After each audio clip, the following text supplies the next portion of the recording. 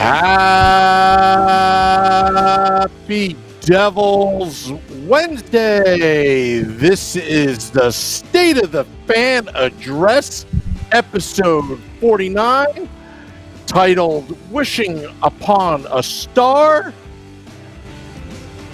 All powered by the Pucks and Pitchforks blog by Fansided, and also powering this live stream by Nova Product Design from Primetime Radio, and now simulcasting on the Primetime Radio Network. I am your host, Sam Wu, here with Nick Volano. We've got a great guest tonight. We have the infamous Greg Wyshynski, ESPN.com writer, also the co-host of Puck Soup podcast, and he is a native New Jerseyan. And what I like about this guest for this week on the State of the Fan Address, is he voted for Taylor Ham today. He actually voted for Taylor Ham, or was it yesterday?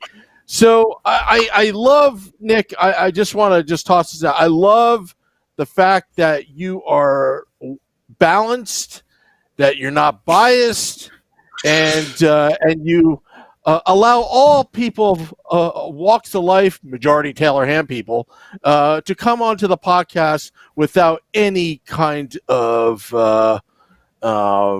let's just say, anger. Obviously, first I want to address that, yes, I am in a different studio today. I know I look like I am in the lair of darkness. Obviously we're in strange times right now with, people having to make adjustments, and I've had to make a little bit of an adjustment. But maybe this is the ambiance we're looking for, Sam, the little bit of darkness falls for us. But just to mention it, I did ask him before he made his allegiances known to be with the Taylor Ham side. But you really needed a win after Chico kind of undressed you live on the podcast a couple weeks ago. So I'm going to give you this one. I'm going to let you have this one. You know what, Nick? I don't need any charity handouts, but besides the Taylor Ham and pork roll thing, this was a great guest. This is a great guest. I mean, when you sent me the text that Wyshynski was on tonight, I was like, wow, it brings me back to the Puck Daddy days, the Jersey Fouls. Remember the Jersey Fouls? I loved that bit that he did on his blog. And but it's what I also like is he is a New Jersey Devils fan. But I don't know how he keeps it neutral, though. I really know. Like, he covers all these teams in the NHL.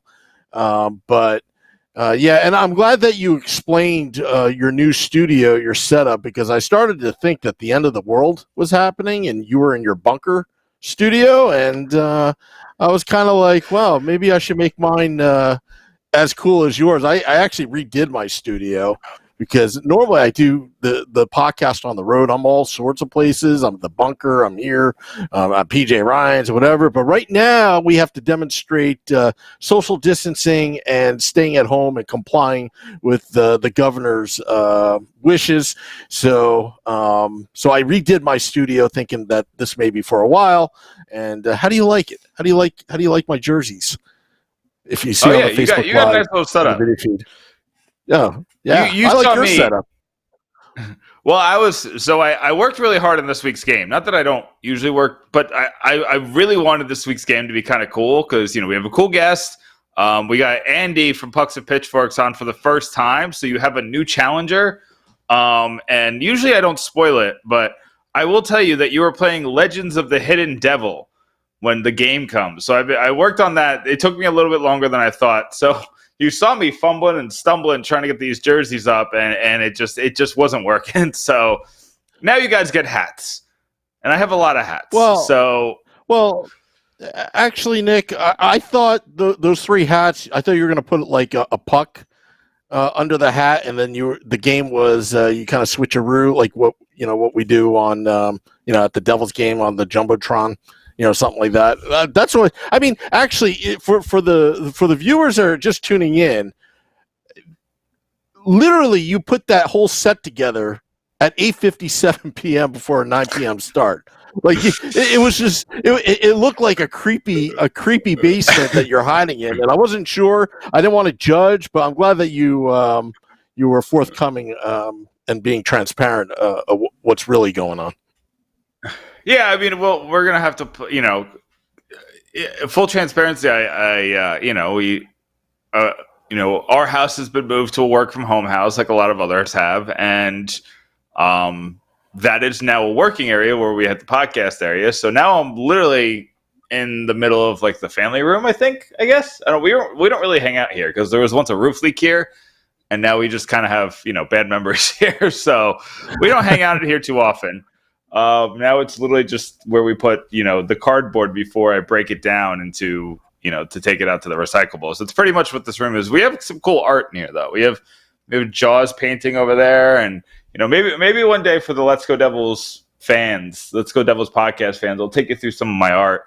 You kind of see I got the Ninja Turtles up there. Whoa! Say no to drugs. Say yes to pizza. Yeah, we got a couple cool pieces up in here. We frequent Comic Cons and kind of see who the new artists are, and we support the small artists. We like their work. Wow. Well, that's pretty cool, Nick. That's really cool. Matter of fact, I'm kind of jealous that you showed your behind the scenes. I'll show you my behind the scenes. I got like all this like equipment here and all ready to go. That's the monitor feed, and so it's I had to be transparent as well. I mean, but anyway, so these are strange times, Sam. Yeah, so let's start with the first topic at hand. A little news made by the Harris Blitzer Sports Entertainment Group. It was a little bit surprising when the first news came out, but then there was a reversal. Nick, why don't you explain this one? Yeah, so basically they came out and they were the first NHL team. I don't know if they were the first team in sports, but I know they're the first NHL team to come out and say that they were trying to keep everyone paid, but in order to do that, they had to cut salaried employees making more than $50,000. They had to cut their salaries by 20%. And that, I mean, obviously that's not going to go well when in trying times you're cutting people's salaries, because we don't know, like, a lot of these people, like, maybe they're, it's a husband working for Prudential and the wife got furloughed, and now you're cutting their salaries even more, so they have even less to, make things work. And then, or maybe it's, it's a ticket salesman with the Philadelphia 76ers, and they work a lot on commission on top of their salary, but they're not making, who's buying hockey tickets right now? So their commission is zero. And then you're going to cut their salaries even more. Although I don't know if their salaries hit 50,000. I don't know. These are all hypotheticals, but the situation seemed a little iffy. But again, I don't know what the bottom line situation is here. I'm pretty good with numbers, but I can't look that deep to see this is how much they're losing. This is what they're going to have to do to keep things going. But Josh Harris is worth $4 billion. And right now he's obviously losing on both the 76ers and the Devils, on top of probably losing millions in the stock market over the past couple of days. So it's likely a big shock. Now, why I gave him credit, I wrote a whole article giving the Devils organization credit because they reversed that decision when they absolutely did not have to. The NHL came out after the Devils, their boss basically, and said, we're cutting 25% of all office staff. And they haven't reversed the decision. The NHL just came out and said they're doing it. Tough. It stinks, but whatever. This is what we're doing. And then the Devils, after the NHL made that decision, which gave them an out, which gave them to say, hey, this is just what the NHL is doing, they were like, this was the wrong decision. And I don't care if it's because Joel Embiid called them out. I don't care. It doesn't matter what makes you make the right decision, as long as you make the right decision. And a billionaire doesn't have to make those decisions. He could have fired everybody, and guess what? We're all still going to buy tickets eventually because we love hockey. he probably would lose some people because the Devils fans are on thin ice after how this season went. But he could have made a lot more dastardly decisions, I guess is the word. I don't want to say evil because these are trying times and it's hard to figure out what's good and bad in these situations. But I mean, upsetting decisions is probably the word I'm looking for. Like, he could have made a lot more upsetting decisions. He could have cut the staff. I mean, we were one of the first teams in sports to say we were going to pay all of our part-time arena staff employees, and that counts for 2 arenas. That's not just the Devils. You got to remember that Josh Harris also paid the 76ers and the Wells Fargo Arena people, although I don't know if he owns that arena. I know he owns the Prudential Center, so I'm not 100% sure that he doesn't own the Wells Fargo Arena, but he does have a soccer team out, I believe, in the UK as well, and they're probably shut down. But I didn't look that up. I just thought it was a little contradictory, the feel-good story, when he said that they would pay the hourly workers in full as they were scheduled, and we're all in it together at times like these. And at first I can understand from a business perspective what they were doing, but at the same time, it just was a little bit contradictory from about a week and a half earlier, saying that we're all in it together. But the fact that he reversed it, again, we don't know what happened behind the scenes, but the bottom line is it's just kind of like a referee that makes a bad call but reverses to get it right and put your ego aside. It's all good with me. He did the right thing, and I guess the Devils employees are very fortunate that not only did that, but they have an owner that would think this thing through. Me on the other hand, I don't know what's going to happen to me, with my job or whatever. But it's good. It's good to see that there are, that he did reverse the decision. Yeah, I mean, these are trying times for most of us. I'm lucky. People know what I do for a living. I don't have to rehash it. And we are in trying times, and in times where everybody's losing their job, our job gets more demanding. So, I don't foresee myself getting furloughed at any time because my job is as necessary as ever.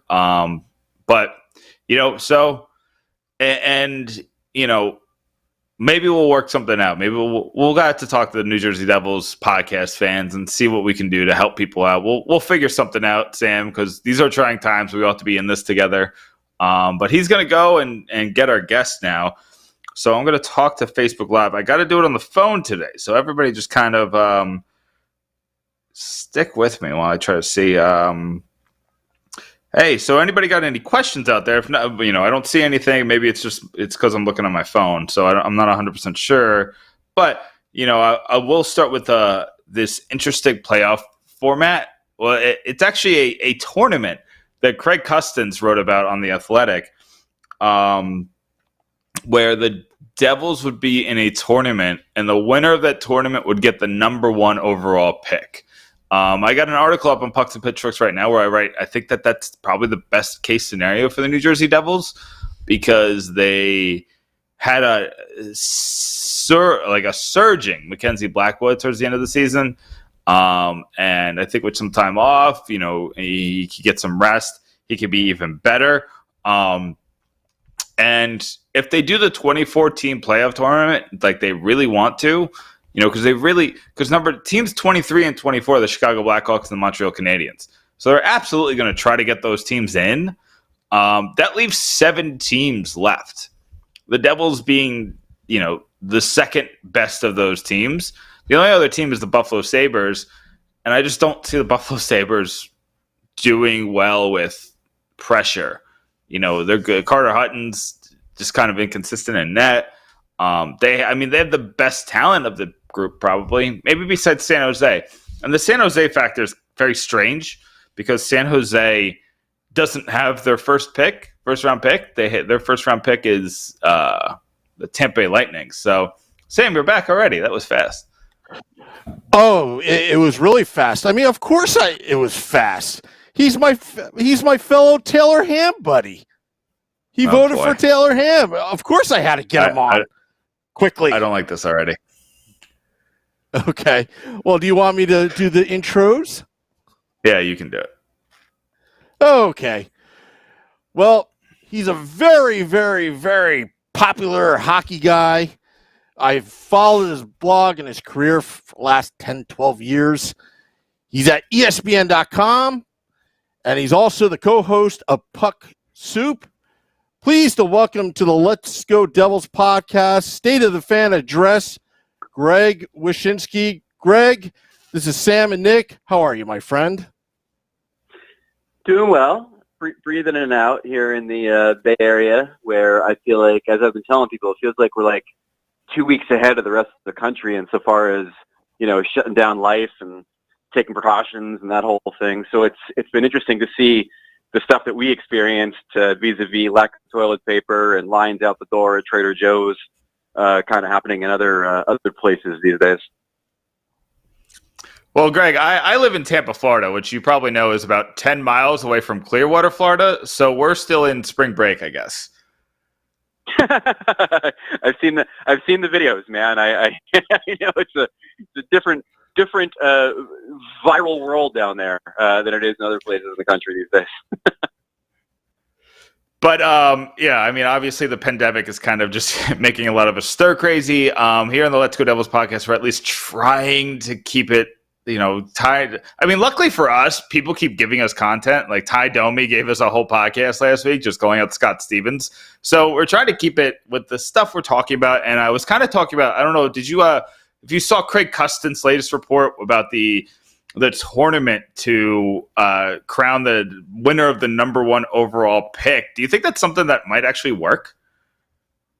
No, but I was goofing. I was goofing with Custon on direct message before about how much I love the fact that every team that suggests something goofy and sends it to the NHL is now like making news. Like you could literally be like, we should melt down the Stanley Cup and give everybody a piece as a medallion. And that would be a headline story across the hockey world because we're so starved for content.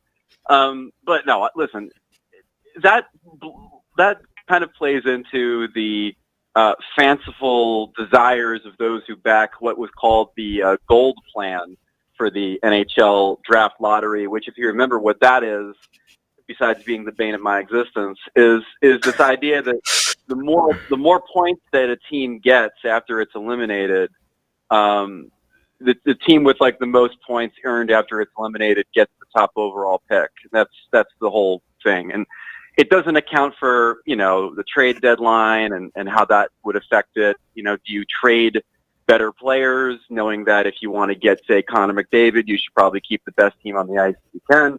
And it doesn't account for what is, I think, the main problem with this tournament idea, which is who cares if you're an unrestricted free agent?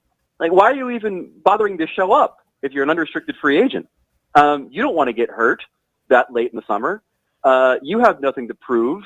You're only going to have your stock go down if you play horribly in front of additional eyes in a draft lottery tournament. And furthermore, you're unemployed in a week. Who cares what happens to your team with regards to whether or not it gets the first overall pick in the draft? It's not even your team anymore. So for any number of reasons, and this is not only free agents, but other people that, may not necessarily believe that their future is with the franchise after the season's over. It's just a stupid idea. And there's probably 50,000 different ways you could probably determine the first overall pick in the draft than extending the season for meaningless games. Yeah, I mean, I think that the Devils are in a very unique position where they're probably going to be impacted by the lateness of this pause, as the NHL likes to call it, because they have more decisions to make than basically any other franchise. They don't have a GM. They don't have a coach. They have half a roster. They have 2 first overall picks. They're missing a captain. I mean, how do you see it like I see it, where the Devils are in a very unique position where they might get stuck with their head coach and interim GM because there just isn't enough time to put all these pieces in place? Well, there's two ways to look at that. The first is that it's entirely possible that could be the situation, just given how deep into the summer things are going to get shifted and how completely protracted the off-season window could be. You have some of these players proposing models to come back from the break where we're playing games into September and the off season is October, and then we're back playing in November. So you're right. It's entirely possible that there might not be enough runway for the Devils to make these big decisions, and obviously they're not going to be the only team looking to make them. But at the same time, and I can tell you this from having talked to a few GMs in the last couple of days, just kind of catching up and seeing what's going on in their world, the business continues. Teams are still having meetings. Teams are prepping for the draft. Teams are getting ready for the off season and insofar as evaluating free agents on their own roster and the ones that might be available. It's not as if those mechanisms are now frozen because the team offices are closed. They're having video meetings with different departments. They're constantly in communication. The work continues for these teams behind the scenes, and I can't imagine that the same wouldn't go for the Devils. And if they wanted to go and start developing lists of guys that they'd want for head coach or that they want for general manager, it wouldn't surprise me at all to think that, or to find out that those conversations are ongoing. And as we all know in this league, it's only tampering if you get caught. And I'm sure there's any number of ways that these teams are back channeling some information to prospective candidates, even if they are under contract in other places, with regards to their interest in bringing them on as a general manager or coach. So, I know the Devils already started interviewing people for the GM position. Do you think that even during this pause, they can just kind of try to get ahead of the game and just announce that they, we're not going forward with Elaine Nasruddin, we're not going forward with Tom Fitzgerald? Tom Fitzgerald I'm less worried about. It's Elaine Nasruddin that I'm a little worried about that they might get stuck with. So do you think that they can make this decision during this pause, or do you think they're just going to put the little whispers in place? Oh, I think that's an interesting thought. There's definitely more coaches available than there are good GMs, I think, in my estimation. But you're right in the sense that if you have such little runway between one season and the next, is there something to be said for the, continuation of leadership and command from the head coach of one half a season or, 3/4 of a season to the next season? It's possible. A lot of that would depend on what the GM wants to do. So as far as any changes go, I have to imagine that the only change they would make is at the top in the next few months. Because until the games are outright canceled, you need a coach, and as silly as it might sound, I'm sure that they wouldn't mind just keeping him around and stand behind the bench and do those games and then, be off into the next adventure. But who's to say? It's all up in the air, and a lot of it, I'm sure, has to come down to what the NHL wants these teams to do during this downtime. Do they want them to be making moves? Can they offer contracts to other personnel? Can permission be granted for guys to interview with jobs when the season is still ongoing? Who's to say? I don't know. But you're right about one thing, which is that the off-season timeline that we're all used to and that the teams are used to is completely thrown into chaos because of all this. Do you think that this is going to get worse now with the Devils? Just kind of the flux that they're in, because it's Greg. I'm a little worried. I'm not gonna lie. I'm worried about this team. I'm worried about the structure in place. We do have 2 first overall picks, and I think that there's a foundation of some sorts there, but everything around it just seems to be chaos. So are you worried, as taking off your ESPN hat for a second and putting on your fan hat? Are you worried at all? Well, I never take off my fan hat. Come on, that's as long as I'm forthright with it. I think it's it's a brave new world. I remember when I started at Puck Daddy, it was blasphemy to say that you were a fan of a team.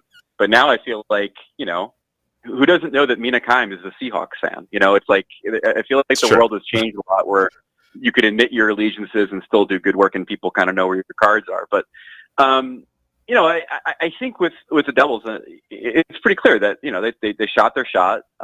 Whether it was because Ray Shero thought that shooting a shot could keep Taylor Hall around, or whether he was more in the mindset of a Jarmo Kekalainen at the trade deadline last year and be like, look, he's gone. We might as well take our best shot with him here. They shot their shot and it didn't work, and then the whole thing fell apart. It could be a few years in the wilderness. I mean, it is pretty clear, as many of us wrote in our sort of eulogies of Shero's tenure with the Devils, that he came in to facilitate a rebuild, and he leaves with the team in a different rebuild. And that's a horrible place to be if you're the Devils. Now, the good news is that there are some pillars to build around. I mean, in theory, Jack Hughes will end up a center and not a wing in our world.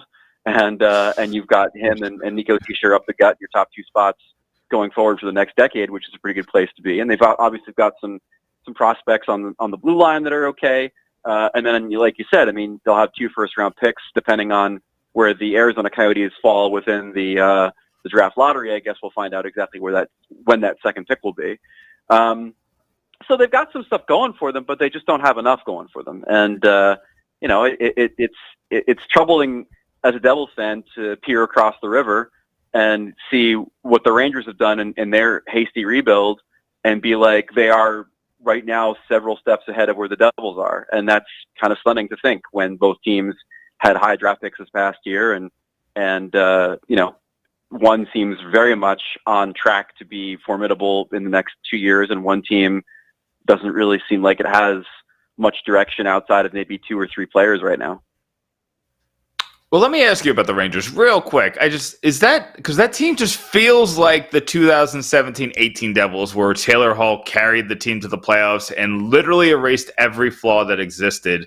Do you think that I feel like Artemi Panarin is just erasing every flaw, like erasing a terrible defense, erasing questions around Henrik Lundqvist, and just kind of doing it on his own. You wouldn't be kind of worried thinking like 2 years ahead where the Devils were when they had a very similar setup? No, because I think Hall papered over a lot of stuff, and that entire run papered over a lot of stuff. I mean, Kincaid playing out of his mind papered over the troubles that they had in the crease, but it's a different team. I mean, the Rangers roster, outside of a few guys in their blue line, and outside of Panarin and Zibanejad being the stars up front, and now I guess Kreider, you could put that in that category too because he signed long term. They're just so young. I mean, they've got so many good young players in that roster, and the defense is stout, and they've got the 2 kid goalies behind Lundqvist, and the Devils certainly didn't have that going for them. They're, unfortunately, if you're a Devils fan, I mean, they're built to be an improving, thriving, better team in the years to come, where this Panarin run isn't going to seem like a flash in the pan. I mean, the investment in Panarin was with the mindset of, we're not going to be good for the first couple of years he's here. But when we're real good, there's not going to be a player close to his abilities available to us on the open market. And it turns out that they might be a little bit ahead of schedule. I think they've got a much more stacked cupboard and a younger team than that Devils team that Hall carried to the playoffs. And especially in the sense that, like, they know what they have in goal with the Russian kid. They're not going to be hoping that Keith Kincaid can come back and play the best, month of his life again in the crease to facilitate a run like the Devils had that year.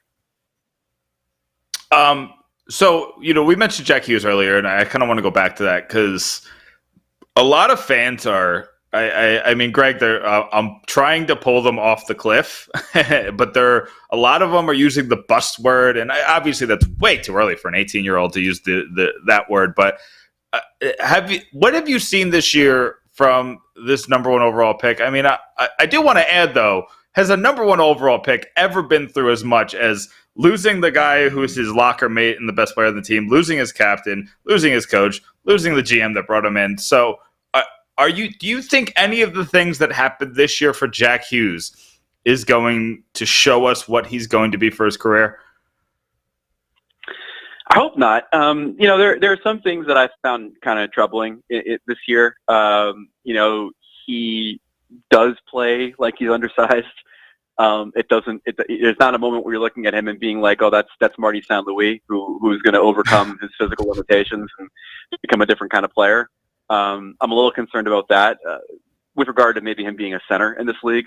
And there were definitely, there was for the most part this season a lot of moments when you felt like he was trying to do things that worked at other levels of hockey that didn't work in the NHL. And that's a learning experience. I mean, that might not necessarily mean that he can't figure it out and work some offensive magic in this league, given his stick handling and his speed. But I'm with you. I think people have to walk it off the cliff. I don't think he's Nail Yakupov. I think rightfully so. When people have made that comparison, and I did it in a joking way like a month ago, people are quick to point out Vinny LeCavalier, Joe Thornton. There's a number of players that have been not good in their rookie years as very, very young players. Guys that are still in there that haven't hit 20 yet, that eventually became Hall of Fame level players.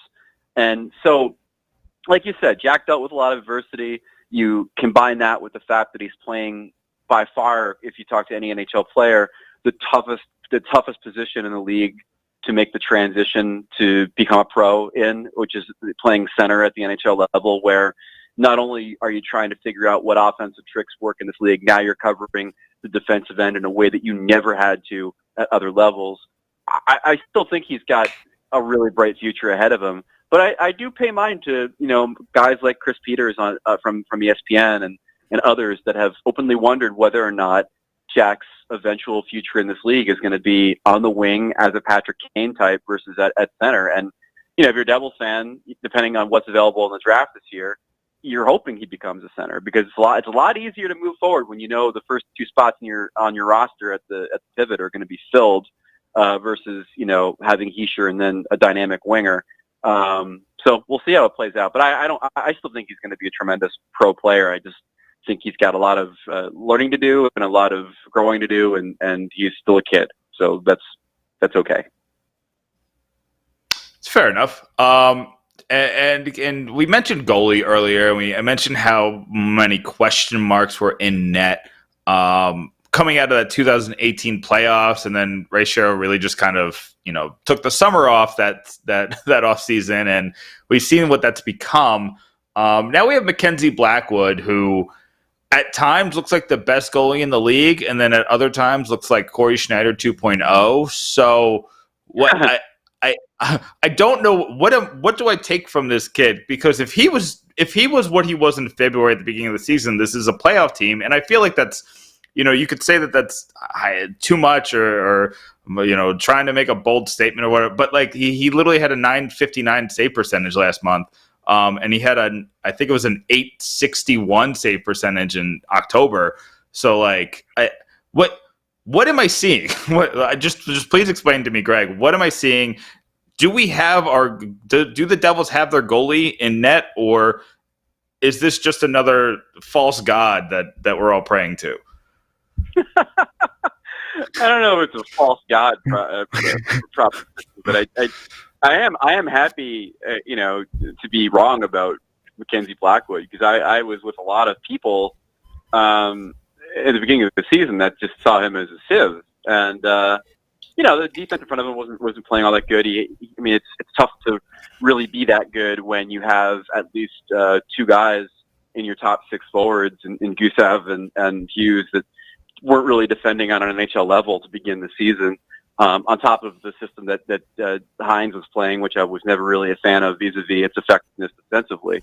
So you got to cut him a little bit of slack, and I think he's played really well. Now, again, it's hard to gauge much of anything when you're that far out of the postseason picture and you're not playing games that are immensely important. But he's done enough, I think, in the second part of the season to warrant at least some optimism that he could be, if not the solution, at least part of a solution in goal. So just one last question before we let you go, Greg. We know you're very, you got some quarantining to do. So, but I do want to ask one thing, because I should tell you that tonight, me and my wife and Lambert are going to record our first Top Chef podcast for the Puck Soup Patreon. So it's the work continues. Oh, Yeah, I mean, we had Ryan Lambert on a couple weeks ago, and we had him right before the quarantine, and he was really pushing that Patreon and the newsletter out, and I know he's been working hard to kind of keep that thing going. So you guys should definitely subscribe to the Puck Soup Patreon because that's a lot of really good content out there. But the one thing I wanted to ask you is the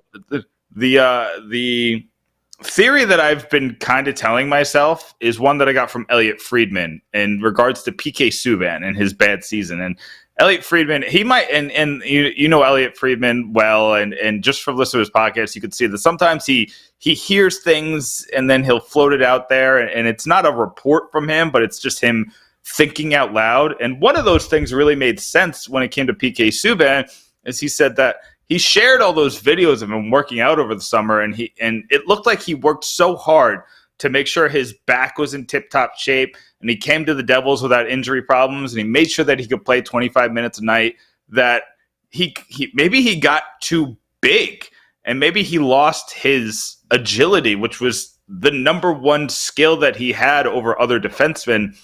Do you think that maybe if he gets a whole offseason with Devils trainers and they kind of rework that workout routine, that maybe we could see at least a spectrum of what we saw from PK Subban in the past? Or do you think this is just he's 30 years old, he's not what he used to be, and the number one thing that made him a $9 million player was something that eventually leaves with age?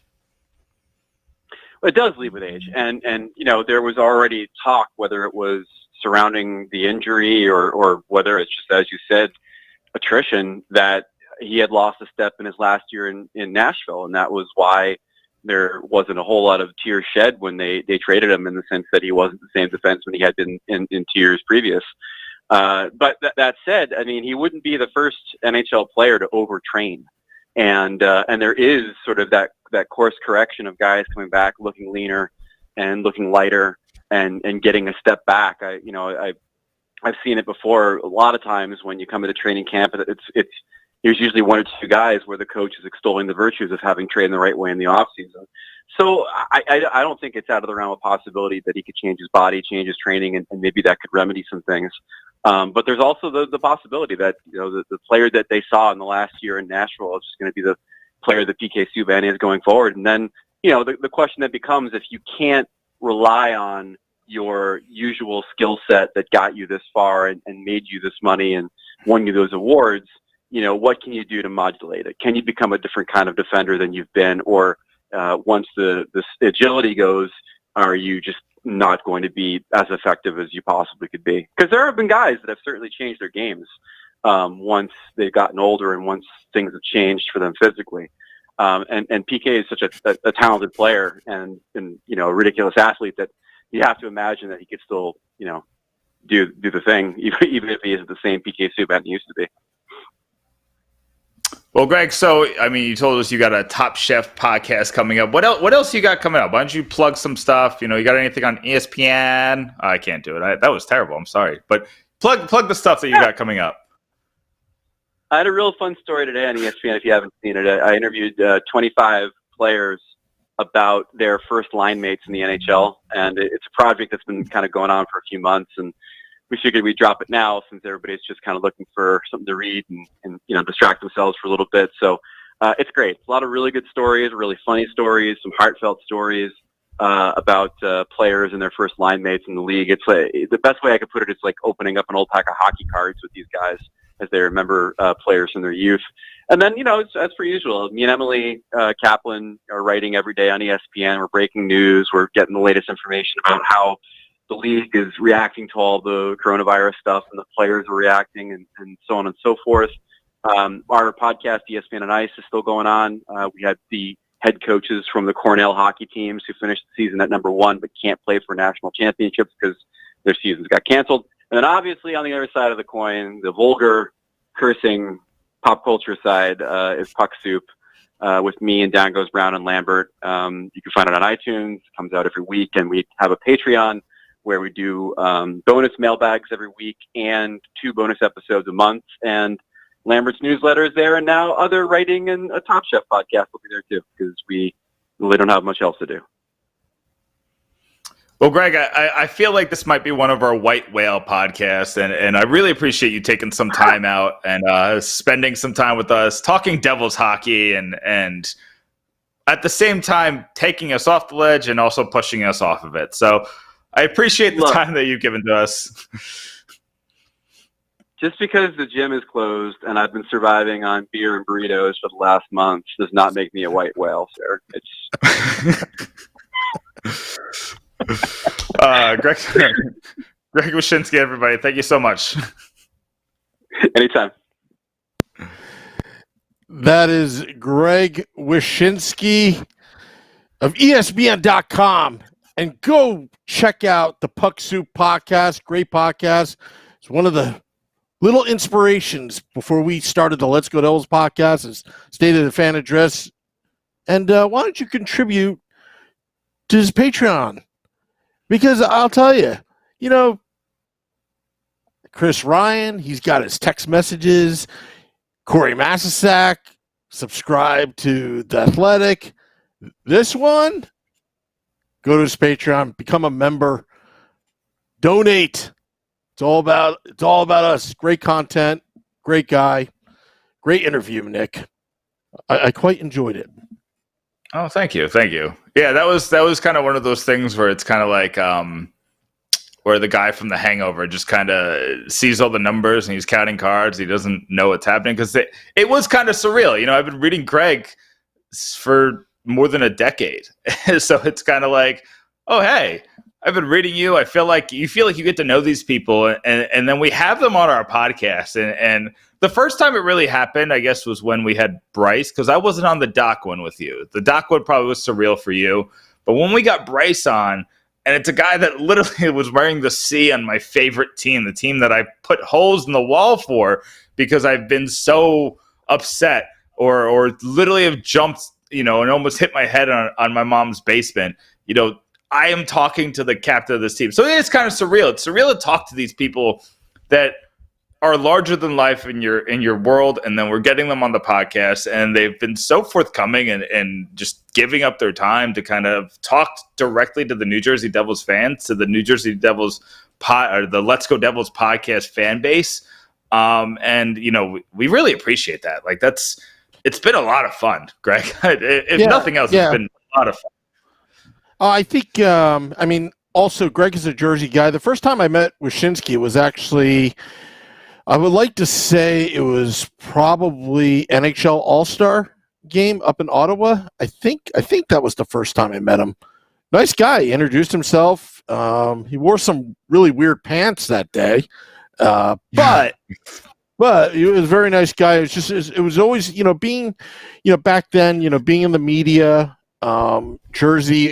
New Jersey Devils always getting a bad rap, but it was always good to see one of our own Jersey's Greg Wyshynski. I think he was living in Virginia at the time, and he's moved around quite a bit. Now, I guess he's in the Bay Area right now. Is that what he said? He's in San Jose. He lives in San Jose. Okay, so, but yeah, or at least near San Jose. He lives in the same county as San Jose. Yeah. So, but it was a great get. And also, one of the, if you remember the Puck Daddy bloggers, Sean Leahy, he's great. I've always loved his stuff. Obviously Ryan Lambert. There was another guy, I forgot his name, but he's got a good crew there. Emily Kaplan at ESPN.com. Very good.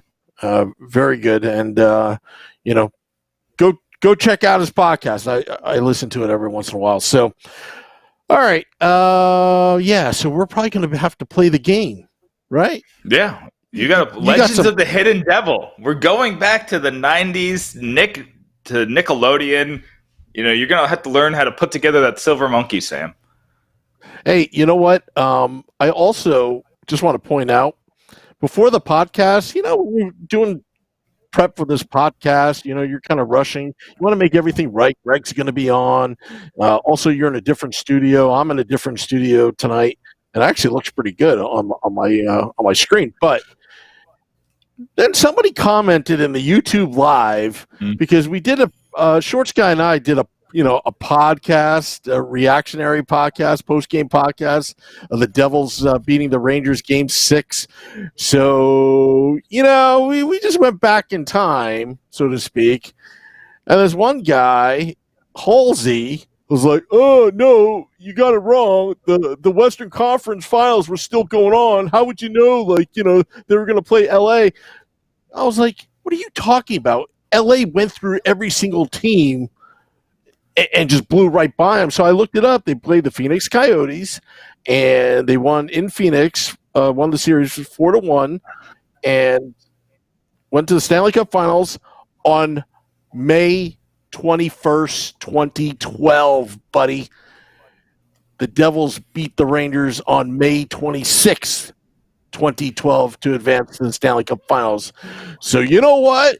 You're wrong. And I just wanted to point that out because I had other things to do before the podcast to prep, and I had to answer him back on the YouTube live feed. Yeah, and the funny thing is I remember back then that there was talk that the Kings were going to get cold because they won so quickly, and the Devils Rangers was expected to go 7 games. So, yeah, I don't know where that guy was coming from. They beat the Coyotes in, I believe, 5 games. Mike Smith took them there, and that Coyotes team was pretty good. They were another. It was strange. It was this. I think it was the 6th-seeded Coyotes against the 8th-seeded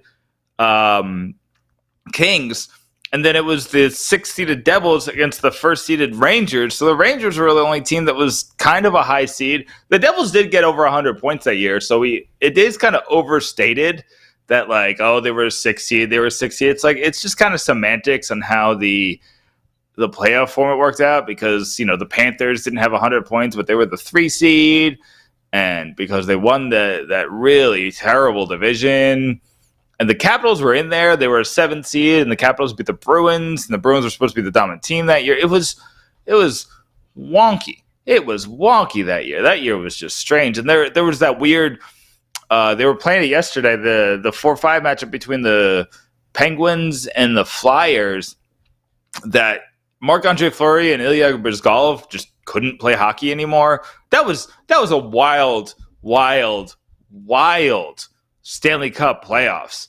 It might be one of the best Stanley Cup playoff series by series ever, just because, maybe not best, because the Kings did win a lot of games. But by storyline, there was 7 or 8 stories in the first round, and none of them were the Devils Panthers until the Devils won Game 7 in double overtime. Single overtime. They won Game 6. I gotta look back at it. It's all kind of meshing together. They won Game 7, Game 6 of the Eastern Conference Finals in double overtime. It's all meshing together. Either way, they had a series winning goal, and the Rookie of the Year candidate scored 2 series winning goals. That's insane. But then, you had the Kings, the 8th seed, taking down Roberto Luongo and the Canucks. You had that Penguins and Flyers rivalry. You had Alex Ovechkin winning that series against the Bruins. Didn't the 8th seed give the Rangers a run too that year? It was that season was wild, Greg. I'm sorry, Sam. You're back. I was about to say, yeah. I was like, should I take that as a compliment, or was Greg still on the line? Because I have Andy. I actually have Andy on the line. I'm like, wait a second, did I screw up? No. All right, so let's play the game. Now, how do you pronounce Andy's last name? We didn't go over this in pre-production meeting. Is it Studna? Studna? Maybe we should ask him since he's listening in. On the Nova Product Design Hotline. Yeah, on the Nova Product Design Hotline, we have our good friend from Pucks and Pitchforks blog, Andy Studna. I think that's how you pronounce it. Studna? Okay. Studna. All right. Like that, yep. Oh, great. Andy Studna to play the Woo in the big game that we always play at the end of the podcast. Nick, you've been like jumpy and excited all night to play this game because I'm just all worn out. It's towards the end of the night, but I got my second win right now. And Andy, no offense, but nobody beats the Woo. Sam, I'm shaking in my boots right now. So. No, well, that's good. I'm glad that you put on shoes during the quarantine. That's always good. So Andy, are you old enough to remember Legends of the Hidden Temple? Not specifically, but I know what you're talking about. Like I know of the show, but not enough. Okay. Not old enough to remember specifics from it. I am learning that I'm older than all of my writers by like a decade, and it makes me sad all the time because I don't feel like I'm that old. But anyway, Sam, do you remember Legends of the Hidden Temple? I'm older than you, and I've lived under a rock for the last 35 years. So no, I don't. Okay, so Legends, just a quick recap for those who don't know what Legends of the Hidden Temple are, which is inexplicable. It was one of those Nickelodeon game shows that in the 90s they just made like 100 of. Like they had What Would You Do? They had Figure It Out. They had Double Dare. They had all those games. I think it was Double Dare 2000 in the 90s when they brought it back. But Legends of the Hidden Temple had 8 teams, 2 kids per team, and they had all these different teams like the Purple Parrots and the I think it was the Green Jaguars and the Red Barracudas and all those other things. So each team, each week they did the thing, they would have to go through 4 levels of competition, right? So for Legends of the Hidden Devil, we're going to go 3 levels of competition because we only have so much time to do this podcast. And the first competition always on Legends of the Hidden Temple was called the Moat. Basically, they would just have a giant swimming pool and put a bunch of obstacles in the way. And the 2 teams that didn't make it lost. They were out of the game. So 4 of the 6 teams would make it. So to build around that, what our moat is going to be is I'm going to ask Sam one question and then Andy a different question. And you have to get 4 of the 6 in order to win. Whoever, we're going to see who can get the most of the 6, and that's the person that's going to win that round. So I'm going to ask you a question, and then you're going to tell me 4 of the 6 answers, you're going to tell me as many of the 6 answers as you can, and whoever gets the highest number before getting one wrong wins that round. I think I just messed up explaining it, but do you guys understand? I'll understand after Andy goes first. Okay. Great. It's self-explanatory once I ask you the question. So right now I have the 6. So Andy goes first. Andy, I have the 6th highest draft picks in New Jersey Devils history. The 6th highest by number, by the number where they were drafted. Name the highest draft picks in New Jersey Devils history before getting one wrong. Ooh. Hughes, Heischer. It's 1, 2. Niedermeyer. It's 3. Zaka. That is incorrect. So you got 3. Oh. So Sam, this is probably in your wheelhouse because this is a lot of 80s, but it goes Kirk Jack Muller. Hughes and Nico Hitch. Kirk Muller was Kirk there, Muller? but this isn't your question anymore. Oh, okay. It's Jack Hughes, Nico Hischier were number 1 overalls. Kirk Muller and Brendan Shanahan were number 2 overalls. And then Scott Niedermeyer, Craig Wolanin, and Neil Brady were number 3 overalls. I didn't think anybody was getting Craig Wolanin, so I didn't count him as one of the 6. If you got that, I would have given you an extra point because Craig Wolanin. No, it's actually Walhellen. I think it's Walhellen. Oh, really? Okay. I just sorry. I'm the oldest of the bunch. Yeah. Listen, that's way before my time, and I feel like I go back decently far, but that one's before me. So Sam, your question is, who are the New Jersey Devils draft picks who have played the most games? Now, these games don't have to be with the Devils. They're just players the Devils drafted that played the most games in the NHL. Ken Danico, that's the low-hanging fruit. It's got to be. Yeah, that's one.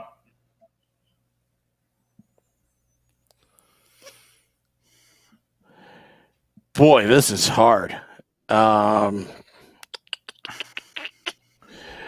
Martin Brodeur. That's two. Patrick Elias. That isn't correct. Sam, you lost the round. Yeah, you know what I was thinking about, but I was just getting nervous, so I just wanted to say something instead of just stalling. The other players, number 1 on the list was Brendan Shanahan. Number 2 on the list was Pat Verbeek. Number 3 on the list was Kirk Muller. Number 4 was Ken Danico. Number 5, Brodeur. And then number 6 was Scott Niedermayer. So congrats, Angela. You win round 1. Awesome. All right, so round 2 is called the Steps of Knowledge. So this was also a game in Legends of the Hidden Temple where they would answer questions, and every question they got correct, they got to step down on one of the steps of knowledge. Now, to win, you had to walk down all 4 steps. So what I've done for our steps of knowledge is I have a series of true-false statements. So I'm going to say a statement, and you're going to tell me if it's true or false. Now, in the steps of knowledge during Legends of the Hidden Temple, they would have an artifact, and every question was about that artifact. So our artifact is going to be the 1999-2000 Stanley Cup champion New Jersey Devils. All of these statements are pertaining to that team. So you are going to answer, and if you get one right, you get to go again. If you get it wrong, then the next person gets the next question. So, Andy, you can sweep this and win this round. End the game. Actually, I guess I have to give Sam the first question. Sorry, Andy. Sam, you're going to have to get the first question since Sam is losing.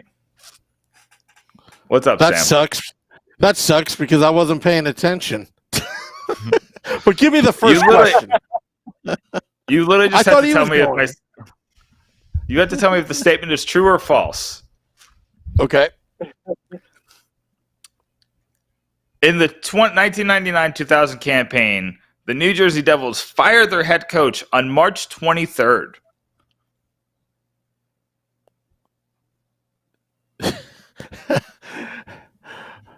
It was a leap year, right?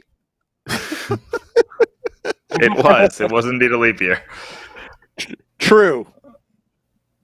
That's correct. They fired Robbie Fjorik on March 23rd, replaced him with Larry Robinson. Larry Robinson took him to the Stanley Cup Finals and won. In those Stanley Cup Finals, Martin Brodeur had 0 shutouts. They played Dallas that year. They won 7-3 in the first game, I think. He was pitching a shutout, I think. Second game, I think they lost 2-1 because I went to that game. Games 3 and 4, there was a lot of scoring in Dallas. They lost 1-0 game 5. It was stupid Malakoff missing his assignment in triple overtime when I had to go pee and I didn't leave my seat, where Mike Madonna scored. And they won 2-1 overtime, and Dallas clinched the Stanley Cup. That was the Arnott goals, double overtime. So I like to say, wait. So he had, what was the question? He had no shutouts? After all that, you just got to answer it. I forgot what the question was. That sounds like a you problem. Yeah. Is it true that he did not have any shutouts, or was it false? Did he have shutouts? Shoot. And I can't even go to the replay. Although actually technically I can. Yeah, and You have 5 Anthony seconds. 5, 4, false. 3. That's incorrect. It's true that he had 0 shutouts in the Stanley Cup final. Oh my God. After all that, this is when you get this is like when you get an F on a test, but the teacher gives you like the bell curve because you did try. Holy crap. You know what? This is what happens. So, Andy, can you tell me? Andy, Scott Niedermayer was an alternate captain on the 1999-2000 Devils. Oh, Jesus. I'm going to have to go with... Ooh.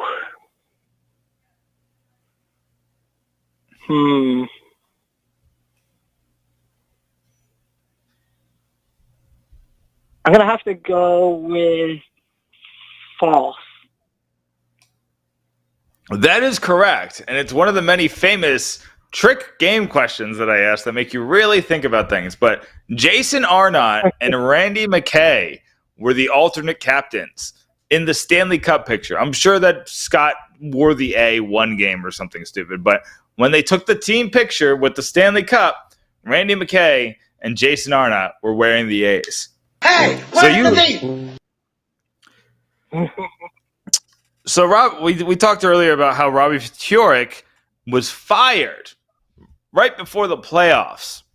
But, Andy, can you tell me, do you still see Robbie Ftorek's name on the Stanley Cup under the 1999-2000 Devils? This one's going to be another 50-50 guess here. I'm going to say true. That is true. Another step down for Andy. Robbie Ftorek was kept on as a scout with the New Jersey Devils, so he got his name on the Stanley Cup.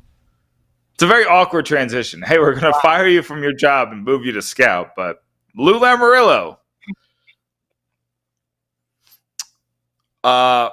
So, Andy, can you tell me, we all know that Patrick Elias passed to Jason Arnott for the series winning, for the Stanley Cup winning goal.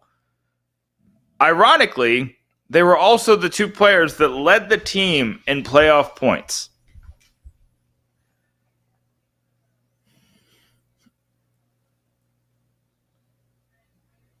So is this true or false that they were the two leaders?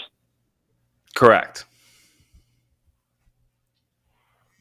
I'm going to say false. That is indeed true. So, Sam, you're back in the game. Hey, where's the D? So, Sam, your statement is nobody on the Devils broke 70 points despite leading the league in scoring.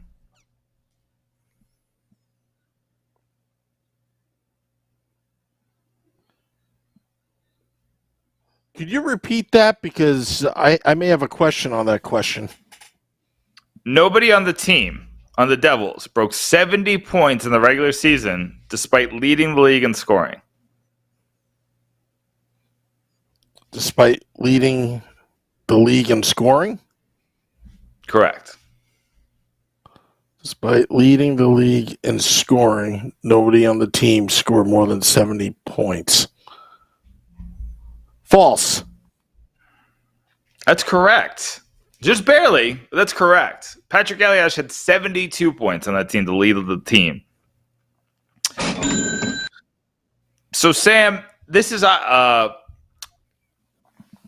one of the most famous gifs in New Jersey Devils history is the head coach pulling up a wooden bench and hurling it on the ice.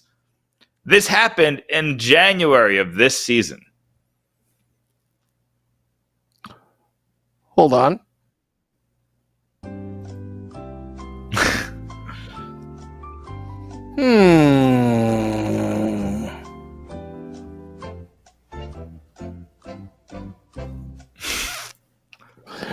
I would say 2000 season. So 2000? Yeah. Oh, I'm correct? Are you saying true? Oh. True. Okay, that is correct. You go down to the third step. Sam, if you get this, you win this round.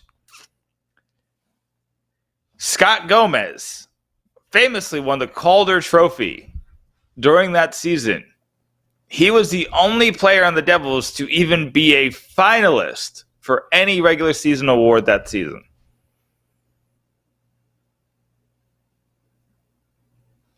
Regular season award.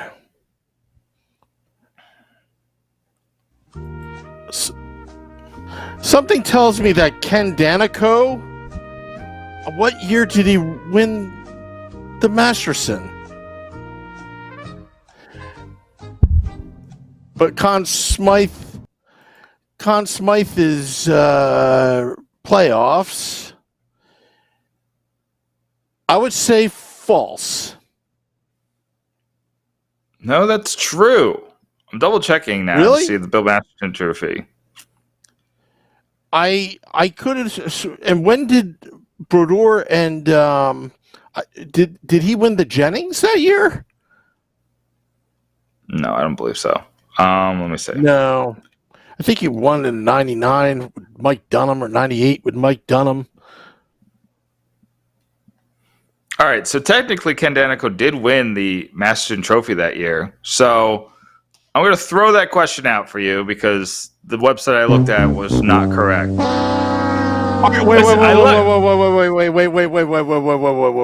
I don't care about the scoring here. Are you saying the Woo is smarter than that website? Yes, is that like a fake news website?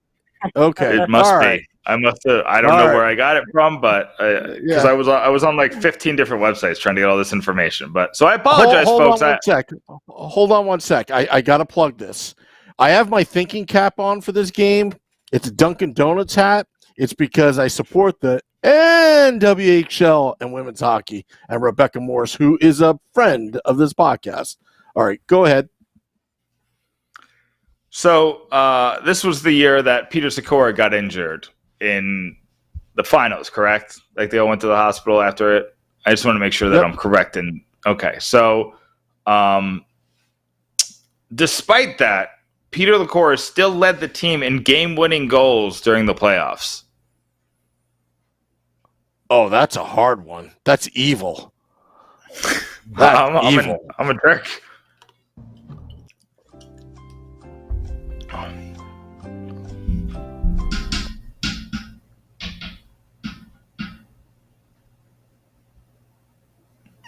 True. Music over. Well, Sam, you won the round. Really? Yes.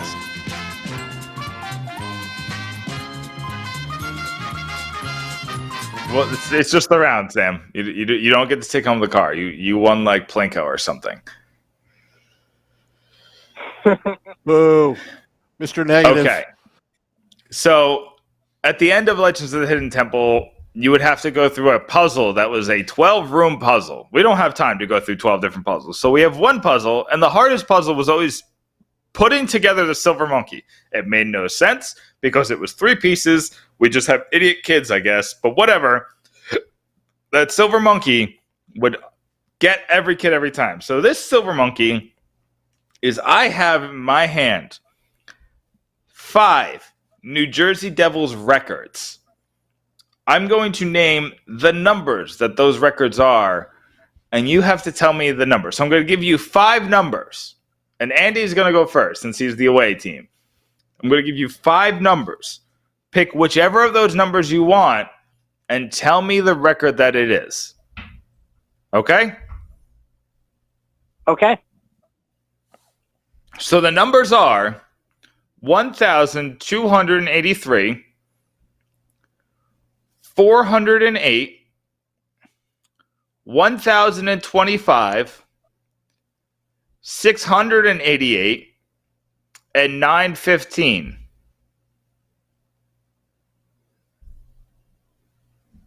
Now I have to pick. How many of them do I have to pick? You could just go one at a time. Oh, okay. So right off the bat, I know that the 1283 one is games played, right? That's correct. The other 1,001, I forget exactly what it was, but that's got to be points. I think it's in the 1020s, right? That's correct. So you got 2. If you get one more, you get to sweep out Sam without giving him a shot. Could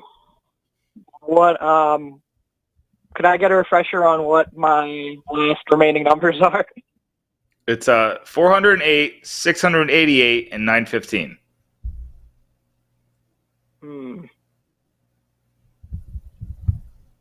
Is 408 all-time goals? That is correct. We have a winner.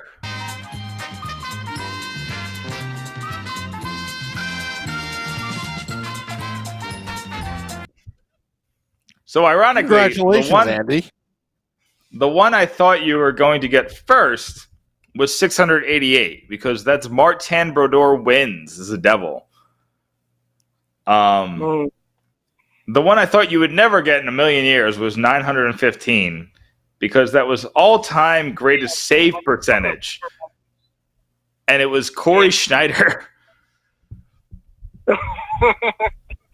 So that's ironic, I guess. Either way, Sam, tough break. To tell you the truth, the fact that I fact-checked a reputable website that you brought into this game makes me a winner as well. Sure. I'll be the only loser tonight. Nick Villano, loser of all. But honestly, it's kind of like Andy winning the end because he got under like what $100, the big prize at the end of The Price is Right, and I was just off by like a couple $100, that kind of thing. So I feel like a winner. I did my best. I'm happy that you feel like a winner, Sam. But Andy, you're gonna go home the winner. Andy, you want to plug any of the articles you've written lately, or anything you got coming up?